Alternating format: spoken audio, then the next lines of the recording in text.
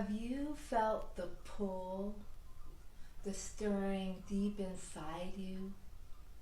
Have you felt your body change, your emotions and your spirit shift and evolve into something else? Well, if you have, you might be starting and embarking on the process of one of the greatest journeys of your life, called menopause. And today's episode, we're going to be talking all about menopause and really about how to prepare for this life-changing and transforming phase of your life. And my name is Maria Chaudhry. I'm a licensed midwife and an herbalist and the creator of Birth Song Botanicals. And we make nourishing herbal remedies for menstrual health, childbirth, and children's wellness. And, when we talk about menopause, my immediate question is, so what's the big deal? Since I haven't fully experienced menopause, right? So what's the big deal? Why does it have to be so dramatic? Why are all these women so freaked out by it, right? Does it really have to be so dramatic? And that's the question that I'm asking as I myself am preparing for this journey. And of course the answer can't be as simple as yes or no, because it's complicated, it's nuanced, it's human, it's biological. So it's a both and, it's a yes and no answer.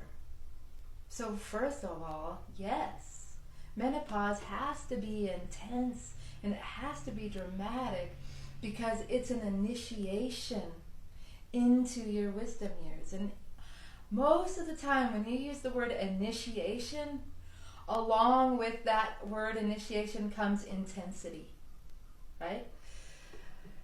And so when you're being initiated into something, into a transformation that's so profound, that changes who you are on a fundamental level, it tends to get a little messy. It tends to get a little uncomfortable. This evolution that you're going through is, a mixture of both spiritual awakening and spiritual enlightenment, blended with a healthy dose of concern and fear and pain and sleeplessness. It's all part of it. That's normal. It's supposed to be intense like that. So in this conversation today, we're going to start to explore more about this process.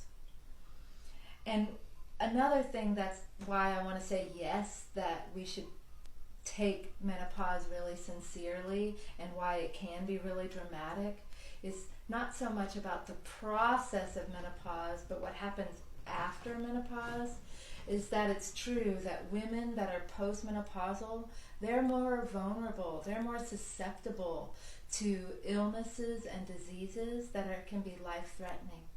Things such as heart attack, dementia, severe depression, osteoporosis.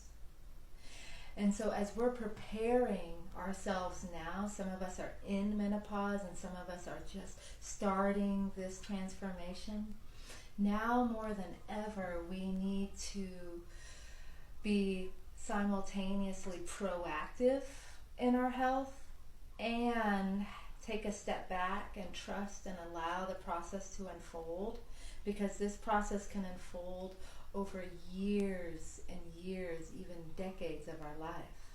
And so it's this gradual unfolding and this gradual decreasing of the protective effects of estrogen that we are needing to protect our bodies from. And so right now in this process, we need to eat to our diet and our nutrition and our actions and our life-affirming practices all have to be geared for a healthy mind, for a healthy gut, for a healthy heart, and healthy bones. And we can really strengthen and fortify our bodies and fortify ourselves. It's our best protection against those illnesses and diseases. Okay, and we have to remember that menopause is not just an event. Sometimes when you think about, the medical community, menopause has a very clear definition, and it is the cessation or the stopping of your menstrual period, of your menstrual cycle. And then some people add this disclaimer of that you haven't had a period for a year. But I really feel like it's just the stopping of your period. But that's not just an event. A woman doesn't have normal cycles, 28-day cycles, for 40 years and then suddenly just stop, right? It's this gradual process that unfolds that we're preparing ourselves for. And as a midwife, I see this preparation to be really similar to the type of preparation that I guided hundreds of women through as they prepared for birth, right? And so let's talk about that for a little bit. Let's talk about the preparing for a baby. Long before you actually have a baby, and granted, I know I'm talking in general terms, but long before you actually have a baby, you feel this pull, you feel this desire, you feel this longing to have a baby and to have this experience of birth and for your body to go through this initiation and this rite of passage, right? Long before you ever really experience it. And then you might start with like, oh, I could have a baby? Oh, I could have a baby? Oh, I could have a baby? I want that. You have these like push-pull feelings about it. And then you start to, almost invite it in. So you make all these changes in your life, like, I don't know, maybe quit smoking or quit drinking, or you get a new job, or you move to a better apartment, or you make some sort of room for this experience to happen. And then, things line up. You meet this partner, and everything comes together, and then you're pregnant, and then you make this baby. But that was a whole long process before the baby actually came. And you had to prepare your mind and your body and your life and your space for this deeply transformative experience. So that's really similar to how you have to approach menopause, right? And just like how in our current society, we over-medicalize and over-dramatize birth and pregnancy, and we steal women's power all the time from our over-medicalization and our manipulation of birth, of a natural, normal process. And that same thing happens to women as they go into menopause. Women are oftentimes ill-informed and not prepared, and they don't understand what's happening to them, and they're very afraid. And so it's easy to be susceptible to drugs and to be susceptible to hormones and susceptible to surgeries.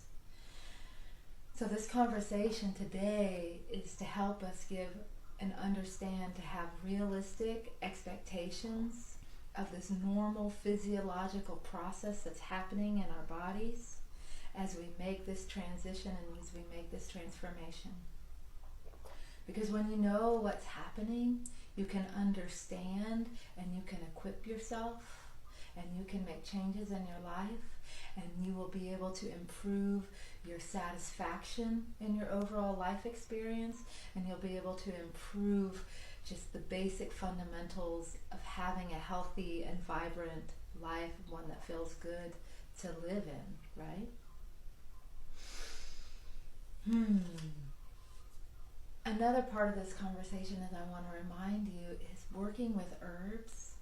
Learning about herbs and working with herbs is a self-empowerment mechanism. It's a way for you to empower yourself, to connect with nature, to connect with these plants, to connect with your body, so that you can be, like I said, equipped with allies and support to help you on every level of your physical and your emotional and spiritual well-being. Herbs can help you with all of that.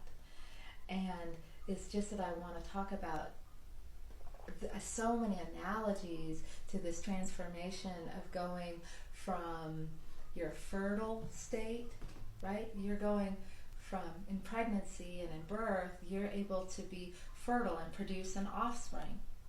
And now this transition that I'm talking about, you're going from your childbearing years, so you're not becoming fertile and producing an offspring, but you are becoming very productive and very creative, and you're producing something entirely different and something that you've never created before, something that's completely brand new to you. And it is both simultaneously incredibly empowering and incredibly vulnerable.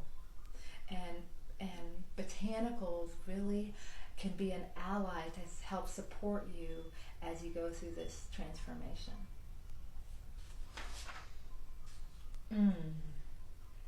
Okay, so what are the primary signs of menopause? And really and so how do you prepare? And so you might ask yourself, is that menopause? Is this a symptom of menopause? And if you've asked yourself that question, is this menopause? Am I changing? If you've asked yourself that question, that means the process of preparation has already begun. That means you must have felt some shift.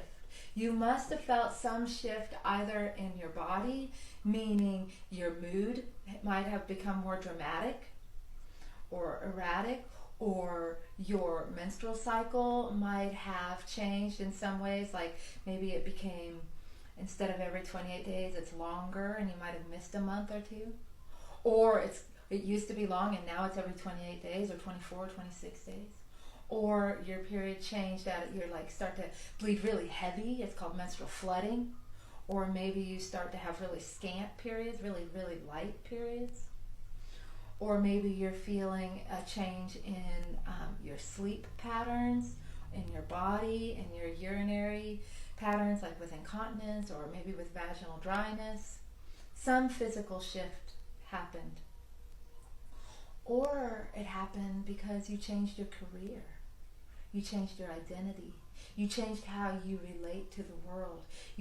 Something in you changed how you relate with your relationships, and what you're doing, your work of service in this world is shifting and changing. Those are all signs that you're starting to enter into your wisdom years, right?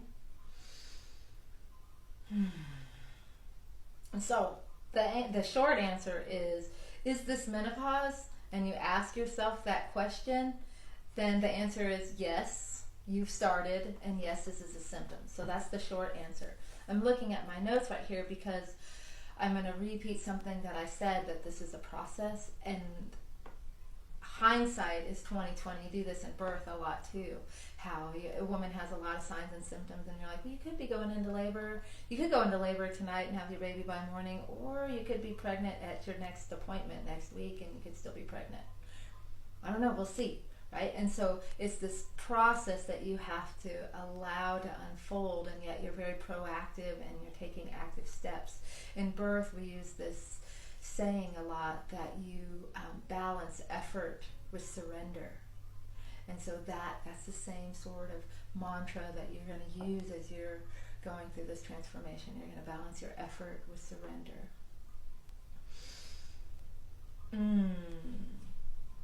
Wow. So I want to ask you in these questions real quick, in these comments, if you would just leave a question, if you've started to experience any of these changes, and if you have, what experiences have you experienced? And go ahead and leave them in the comments, and we can talk more about it. But I want to segue right now and just talk about some general tools for your toolkit to help you cope with menopause and this transformation and transition that you're going through. So it doesn't really matter what specific symptom you're experiencing, as long as it's a part of the normal, healthy, physiological experience of menopause. All of these are overarching, and they're like a panacea. They're like a heal-all, and they'll be helpful and directly and indirectly in a multifaceted way to help you navigate and cope through this modern world as you're changing so dramatically. So the first and foremost is to spend time in nature, to go outside, to be barefoot, to touch the earth, to feel the bark of the tree and stop and smell the flower, to take a deep breath, let the breeze move your hair, touch your skin, Let the sunlight warm you. Let the moonlight warm you or chill you. Right? The ions in the air. And they're all these are aspects. All these aspects are therapeutic. And they help harmonize you and balance you so that you feel connected, not only to your own body and your own cycles and your own process, but connected to the greater cycles of nature. So getting outside at least a little bit every day is going to be really helpful. The next one is meditation. And there's so many different forms of meditation. There's silent seated meditation. There's guided meditation where you lay down with a comfortable blanket and an eye pillow and someone just takes you on a journey. Or there's moving meditations. All these forms of mindfulness practices help you to stop and pause and slow down. They help bring clarity. They help you find your center, find your balance. They help you make decisions.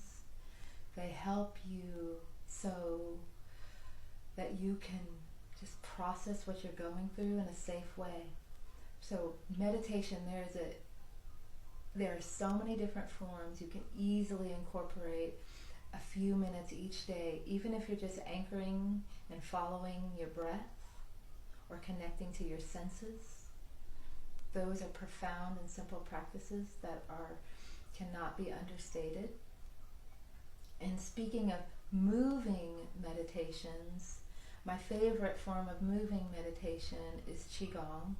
And that's what I feel myself being pulled to. When I ask you the question, are you being pulled?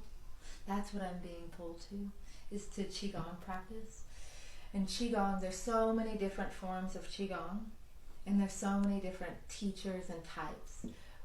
However, Qigong, if I distill it down to something really simple, what you're doing with Qigong is you're cultivating Qi. You're cultivating and creating life force energy in your body. You're circulating that energy through your body so that you free up any blockages. And you're amplifying and improving that energy. And then you can also store that energy for later. Qigong can help you in ways of spiritual enlightenment and spiritual awakening. It can help you calm stress. It can help you find physical balance. It can help you find a way to heal. Anything that your body can naturally do on its own, Qigong can help amplify that healing process in your body. Qigong can help strengthen you and give you power. Qigong can help bring mental clarity. So it doesn't really matter what your intention is. A lot of the movements are really similar. And if you'd like to know more about that, you can go to my sister website, which is called pathwithharmony.com. And if you're local, you might not know this, but I teach 3 Qigong classes a week. And so you can get all that information there. And the other thing, and you might have heard me talk about this if you've seen some of my other videos, is one of the foundations to health and to vitality is nourishment. You've heard me talk about this when I talk to all the pregnant women and breastfeeding moms. And so now here I am talking with you as we transition into menopause, nourishment. So you have nourishing herbs, nourishing herbal teas, and nourishing herbal infusions. So nourishing herbs are going to be herbs that are red raspberry leaf, nettle, oat straw, red clover, alfalfa. These herbs are high in vitamins and minerals. They're high in vitamins like A, C, E, D, K. They're high in minerals like calcium, magnesium, potassium, phosphorus, zinc, iron. All these are really essential, and when your body is well nourished, optimally nourished, it can optimally function. Especially if you're dealing with one of those problems like women experience deep fatigue, deep depression, and they have insomnia and they have pain and they're anemic because they're having menstrual flooding.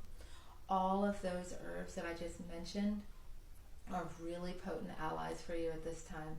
And so we have them in Women's Balance, and that if you want to know more about that, I have lots of videos about nourishing herbs, and I also have SoundCloud podcasts about nourishing herbs. Another herb or another branch of herbs to really learn more about and incorporate in your life right now are adaptogenic herbs. However, adaptogenic herbs, you can't put them all in the same box just because they're adaptogens. So some adaptogenic herbs are really hot, so they're not going to be appropriate for you if you're having hot flashes, right? So there's one specific herb, and I feel really drawn to it right now in my life right now. It's called ashwagandha. It's really great for menopausal women because it's a cooling herb, and so it's helpful for hot flashes, and it's a very relaxing and soothing plant, so it helps you with sleep and insomnia, helps with anxiety and depression. It also helps with stress. Adaptogens do so many things, right? They also bolster up your immune system and help with mental clarity.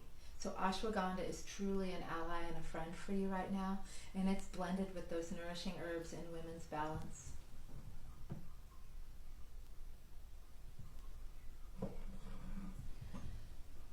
And another wonderful ally for you is chlorophyll.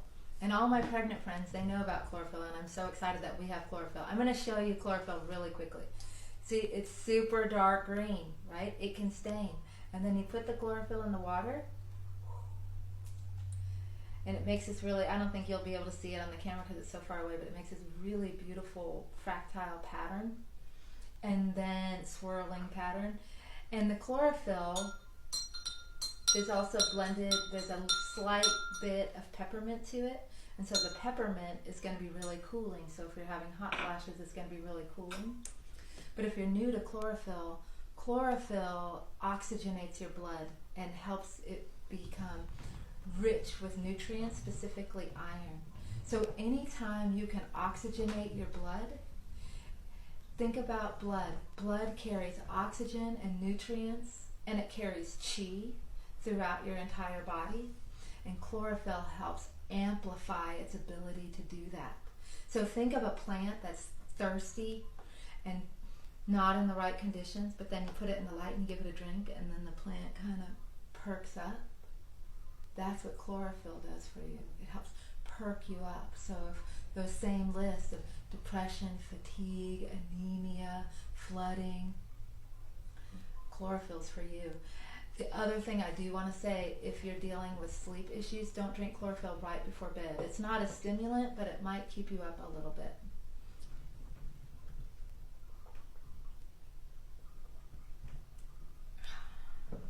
Beautiful. Okay. I'm about to wrap up this video, but I want to talk to you about the most common perimenopausal complaint that most women have, and that's hot flashes. So 75% of the women in the United States have hot flashes, and they would describe it as the most irritating and uncomfortable aspect of this whole process. And while hot flashes are not at all dangerous, they can be incredibly uncomfortable, and they can be like irritating and maybe embarrassing depending on what your situation. You might be in a situation and you're needing to be acting professional and on and present and have a hot flash right in the middle of it. And then also women describe night sweats as being one of their biggest problems. So I want to describe them to you a little bit if you haven't experienced it. So usually before a hot flash comes on, you start to feel like there's an impending like something's coming. And then it's like waves over your face, your neck, your chest. And then there's this overall general feeling of like being overheated. And that can last, it can last for a minute to several minutes. But when an intense one, women can describe it feeling like lasting forever. And some women, excuse me, have 1 or 2 hot flashes a day, and some women have dozens a day. Some women also have these things called cold sweats, which they get really sweaty. But then some women have these like experiences where it's like tingling and tickling, almost like insects are crawling on their skin. Or they have like pins and needles, like the sleep feeling all over their body. And so sometimes they have that instead of hot flashes, or they have that along with the hot flashes. So you can understand where they're coming from, of how, just like how intense it can be. And plus, remember I stated earlier how we over dramatize and over medicalize and steal women's power in menopause. And so if you're not in this like little group of super empowered alternative health women and this out spending time in nature, when they talk about menopause, they're like, terrible. And that's the same in the birth community. If you're not in a natural birth community, they talk about birth, they're like, oh my gosh, it's terrible. So it's similar to that. So some people, me included, are reframing things, right? So in the birth world, we would call it contraction. We were like, oh, contraction seems so bitter and harsh and painful. Contraction. So instead, we call them surges or rushes or waves. So the same with hot flashes. Instead of calling them hot flashes, calling them almost the same thing, an energy wave or a surge. That kind of gives voice to the potency and the power of what's happening as it's coursing through your body, as you're becoming more and more powerful, heated up, right? Lit up with your power. So reframing things and finding the positive in something typically improves it, right? Anytime, just think of your life, you have a bad situation, and the moment you find gratitude and positivity in it, something shifts, right? So reframing how we talk about menopause, how we talk about and relate to these energy surges and flushes and rushes through your body. And then there is also this something to be said about they can be really irritating, and a lot of women are looking for relief, and they're looking for solutions, like real world solutions to help them feel better. And so I'm going to give you a really simple tea that you can make on your own. And it has 3 ingredients. And so I'm just going to blend it in this bowl, but it's super simple. So I have 1 teaspoon of sage, like cooking sage. And then I have a half a teaspoon of lavender. So let me talk about sage real quick. Sage is really cooling. So it's going to help cool this hot flush. It's going to help cool the heat in your body. And then you have lavender, and lavender is incredibly relaxing and loving, and it's a nervine, so it helps with tension and pain and stress. And then you have spearmint. Spearmint is a very uplifting, joyful plant, and it's also a very cooling plant. So this tea is very simple, loving, uplifting, joyful, and most importantly, cooling and dispersing. So all you do is you mix your herbs together. I already made it, so just imagine. Pour a cup of boiling water over the top, cover them, let them steep for 10 minutes, filter it out, drink 2-3 cups a day. If you want to improve it and enhance it, you can do 3 milliliters, 3 mils of black cohosh. That would be, in a smaller bottle, it would be 3 droppers, like, and I pulled it out through the dropper. 3 of those of black cohosh with your tea, and that will really improve the cooling effects, and you'll get better results. My friends, we have just started to touch the surface of menopause and of this great journey and adventure that we're on. And today we just touched about the hot flashes, but our next video will dive deeper into menstrual irregularities that come with perimenopause. And so I kind of alluded to them, so how dramatic your menstrual cycle changes, and I'll have some remedies to help you cope with that, and it'll help you bring some menstrual harmony into your life.